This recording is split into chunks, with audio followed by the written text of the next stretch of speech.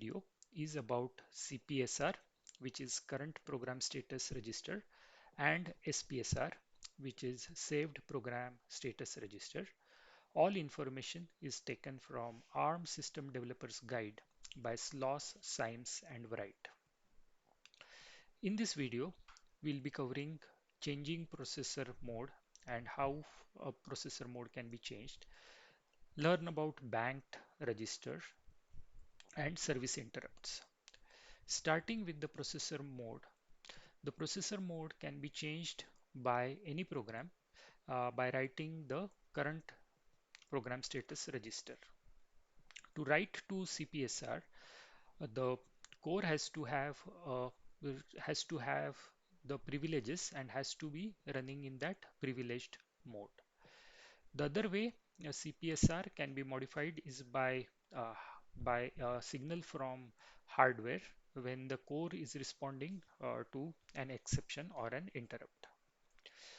The following exceptions or interrupts cause a mode change: reset, interrupt request, fast interrupt request, software interrupt, data abort, prefetch abort, undefined instruction. Exceptions and interrupts are something that suspend the normal execution of sequential instructions of a processor and jump to a specific location. Now, looking at it from the way registers are organized, you can see that on the left hand side you have the user and system registers, and then all the shaded registers are the banked registers.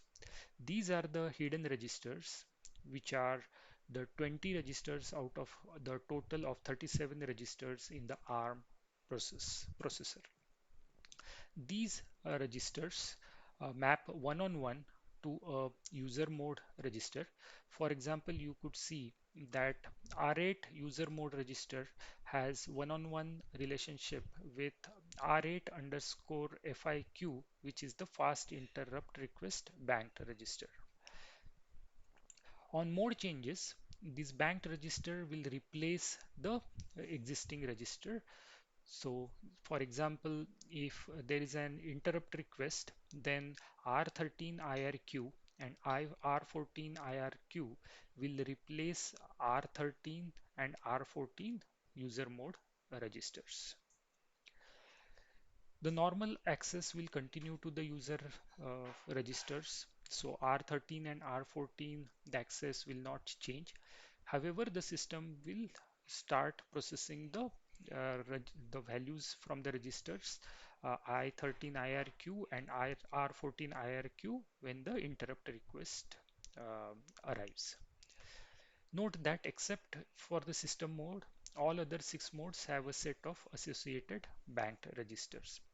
And which are these six modes? Fast interrupt request, supervisor, undefined, and abort. There are seven fast interrupt request registers, namely R8 to R14 underscore FIQ and the SPSR FIQ. SPSR is the saved program status register. For interrupt request mode, there are three registers, which is R13, R14, and SPSR underscore IRQ.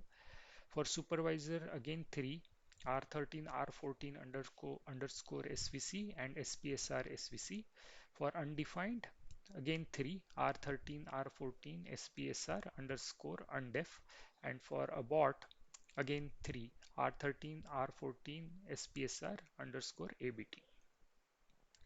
Now we can see with an example how, if a specific interrupt occurs, how the processor mode changes. As the left hand side figure depicts, we are taking the example of an interrupt request mode where the processor mode is changed by this interrupt request. The Before the interrupt occurs, the processor is running in the user mode, and when interrupt is to be serviced, the user registers R13 and R14 are banked. These are replaced by R13 underscore IRQ and R14 underscore IRQ. R13 underscore IRQ now will contain the stack pointer for the interrupt request mode, and R14 IRQ will contain the return address. Note that there is a new register SPSR, saved program status register, which is appearing in the interrupt request mode.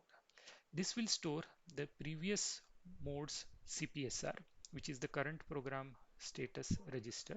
It is copied into SPSR underscore IRQ. The SPSR can only be read and modified in a privileged mode. It is not usable in the user mode, and it occurs only when any interrupt is raised. CPSR is not copied into SPSR when the mode change is forced due to program writing directly to the CPSR. In this case, there is no copy and the data in the CPSR is overwritten.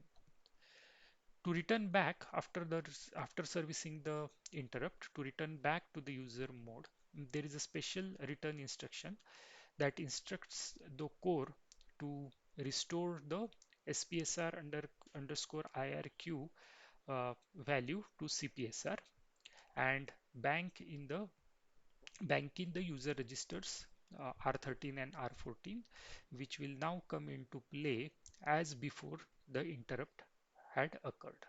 This completes the processor mode change example and how an interrupt is serviced.